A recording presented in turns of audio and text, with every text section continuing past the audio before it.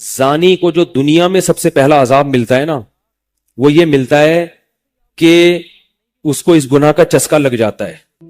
وہ زنا کرتا ہے یہ سوچ کے کہ صرف ایک دفعہ کروں گا، لیکن یہ ہمیشہ سوچ سوچ کے کرتا رہتا ہے، اور اسی حال میں اس کی موت آ جاتی ہے. زانیوں میں مرتا ہے وہ.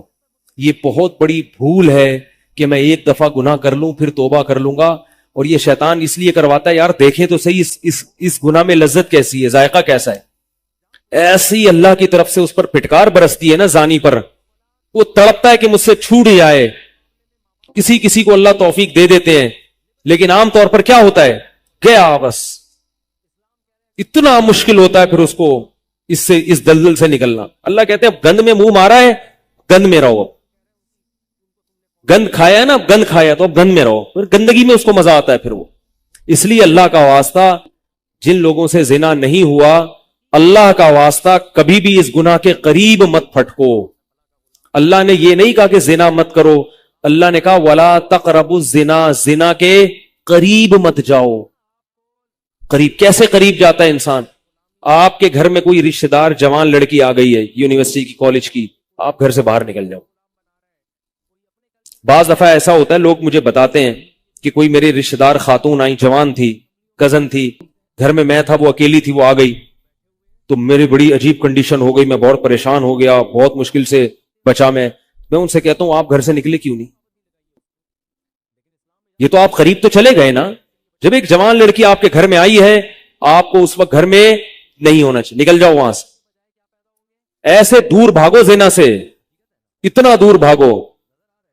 انبیاء ایسا ہی کرتے تھے، تبھی تو بچتے تھے. وہ جتنے بزرگان دین گزرے ہیں، وہ یہ نہیں کہ زنا نہیں کیا، وہ ہمیشہ زنا سے دور بھاگے. ہمارے استاذ نے ایک واقعہ سنایا تھا ہمیں، کتابوں میں یہ واقعہ لکھا ہے کہ ایک طالب علم تھا، پرانے وقتوں کی بات ہے، رات کو مسجد میں چراغ لے کے مطالعہ کر رہا تھا. پہلے زمانے میں لائٹ وائٹ تو نہیں ہوتی تھی، گاڑیوں کے سفر نہیں تھے، اونٹوں کے سفر تھے، تو مسافر لوگ بعض دفعہ آ کے مسجدوں میں ٹھہرتے تھے. تو اس نے دیکھا کہ ایک جوان لڑکی ہے، پردے میں ہے لیکن خوبصورت جوان لڑکی، وہ آئی اور اس سے کہنے لگی کہ میں راستہ بھٹک گئی ہوں، مجھے ایک رات مسجد میں گزارنے دے دو. واقعی یعنی صحیح تھی، وہ اسی طرح ہوا، تو کہیں بھٹک گئی تھی. شہر میں بھی بعض دفعہ لوگ بھول جاتے تھے نا کہ راستہ بھٹک جاتے تھے.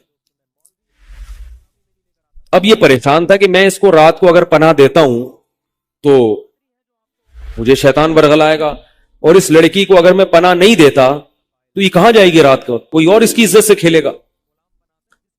تو اس نے بہرحال اس کو ٹھکانہ دے دیا، اس کو کہا کہ آپ ادھر اس طرف جا کے سو جائیں.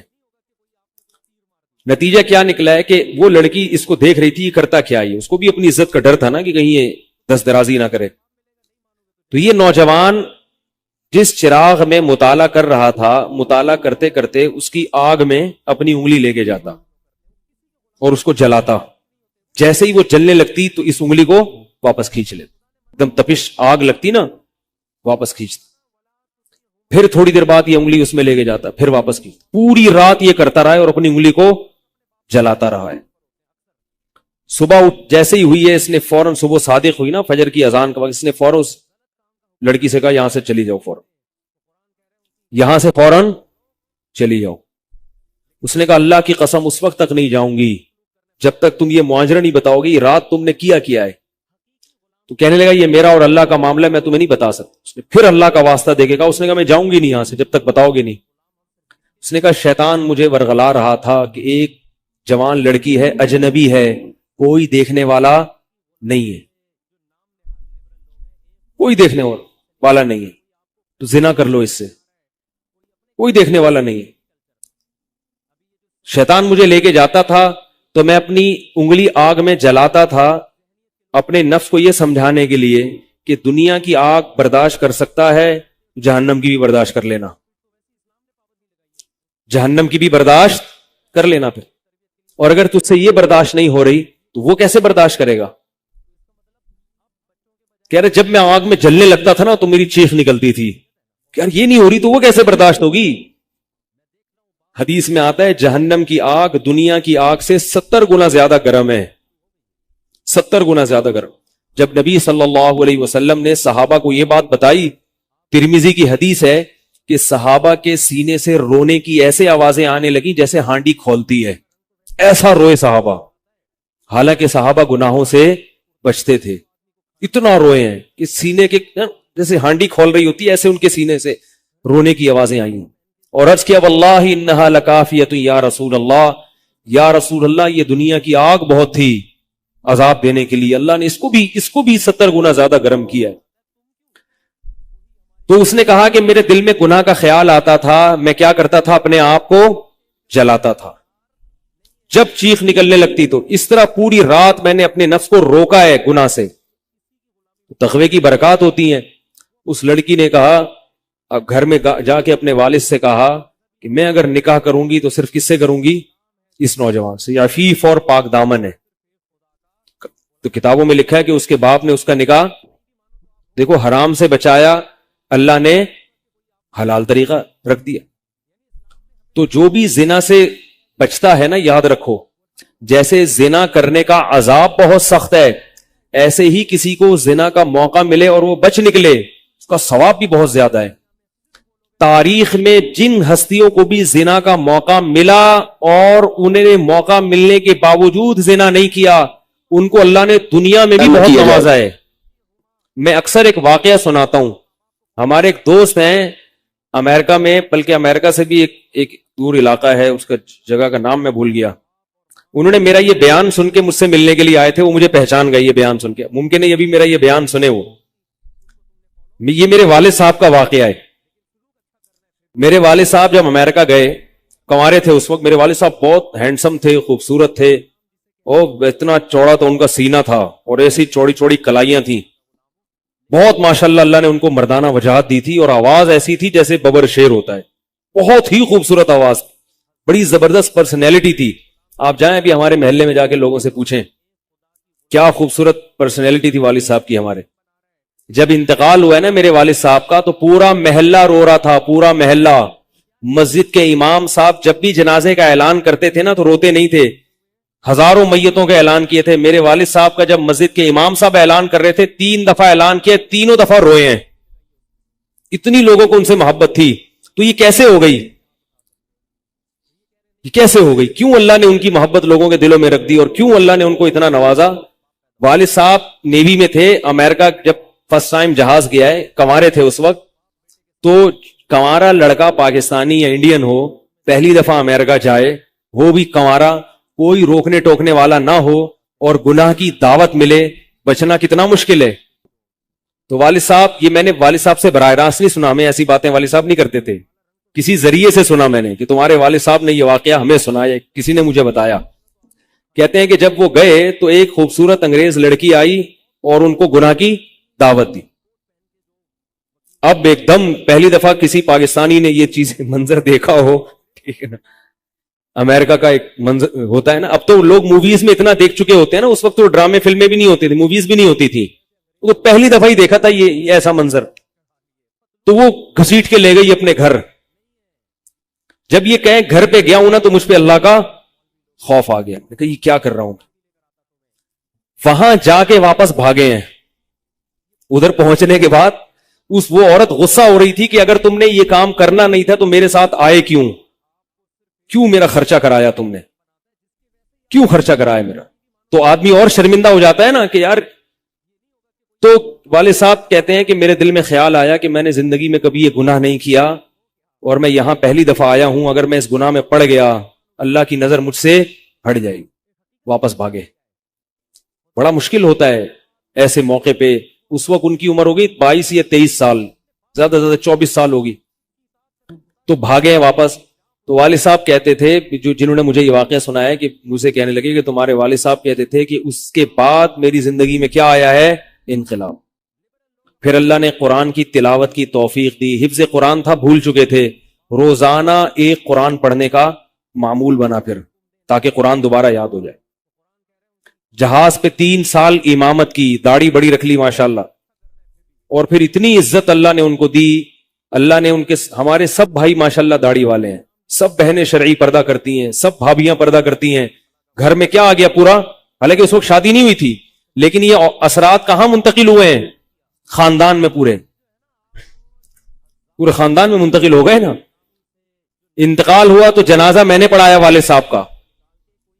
اگر اللہ نہ کرے اس برائی میں پڑ جاتے, ہمیں پتا چلتا کہ ہمارا باپ ایسا ہے, تو ہم ایسے ہوتے؟ ویسے تو ابھی بھی کوئی اتنے نیک نہیں ہے, لیکن گیٹ اپ تو ہے نا. گیٹ اپ تو اللہ نے مولویوں والا دے دیا نا, تھوڑے تھوڑے تو دیکھنے کی حد تک تو نیک بنا دیا نا. ایسے نہیں ہوتے ہم. تو یہ جو برکات ہیں یہ نسلوں میں منتقل ہوتی ہیں. نسلوں میں اتنی عزت دی اللہ نے, اتنی عزت دی تھی کہ انتقال کے وقت محلہ رو رہا تھا, پورا محلہ رو رہا تھا انتقال. اور بہت سے لوگوں نے والد صاحب کی قبر کے پاس نہ جگہ گھیر لی تھی کہ ہم یہاں دفن ہوں گے. حالانکہ مسجد کے امام نہیں تھے, کچھ بھی نہیں, کوئی ایسی شخصیت نہیں تھے کہ وہ مقتدی اور رہبر سمجھے جاتے ہو.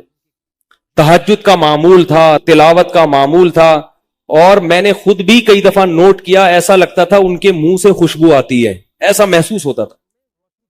ایسا اللہ نے, کیونکہ تلاوت بہت زیادہ کرتے تھے. جب انتقال ہوا ہے نا جس دن, اس دن بھی آدھا گھنٹہ تلاوت کر کے اٹھے. گھر میں ان کا معمول تھا, گھر میں آنے کے بعد آفس سے جب گھر میں آتے تھے نا, سب سے پہلے نہا کے, عجیب ان کے معمول تھے, نہاتے لازمی تھے روزانہ. اور چونکہ فوجی تھے نا, تو فوجیوں کی جو ایک روٹین ہوتی ہے نا وہ تبدیل نہیں ہوتی. اب جب فوج میں تھے تو گرم پانی سے نہانے کی عادت تھی, تو جون میں بھی گرم سے ہی نہاتے تھے. ہم کہتے, اب والد صاحب سے کہتے گرمی ہو رہی ہے, لیکن وہ ایک روٹین ہوتی ہے نا فوجیوں کی, بس وہ آنا ہے, دھوتی پہنی, غسل خانے میں چلے گئے, پانی گرم پہلے کیا, اپنا کام سارا خود کرنا, کسی سے کام ہی نہیں لیتے تھے. اور وہ 2 منٹ کے اندر ایسے پھرتی سے نہاتے تھے, ہم حیران, یہ کیسے نہاتے ہیں اتنی دیر میں؟ کہتے میں صابن سے باقاعدہ تسلی سے نہایا ہوں. اتنی جلدی پھرتی میں کام کرتے تھے. آتے ہی تلاوت کرنی, اور تلاوت اونچی آواز میں کرتے تھے, پورے گھر میں والد صاحب کے تلاوت کی آواز آتی. مجھ سے غلطی یہ ہوئی کہ انتقال سے چند دن پہلے میں ان کی تلاوت سن رہا تھا, تو میرا دل چاہا میں اس کو ریکارڈ, اس وقت ریکارڈنگ کا اتنا زیادہ نہیں ہوتا تھا, میں نے کہا اس کو میں ریکارڈ کر لوں, لیکن وہ ریکارڈ میں نہیں کر سکا. میں نے کہا چلو بعد میں کر لوں گا, اور ان کا انتقال ہی ہو گیا. تو تلاوت اونچی آواز سے ٹوپی اتار کے تلاوت کرتے تھے.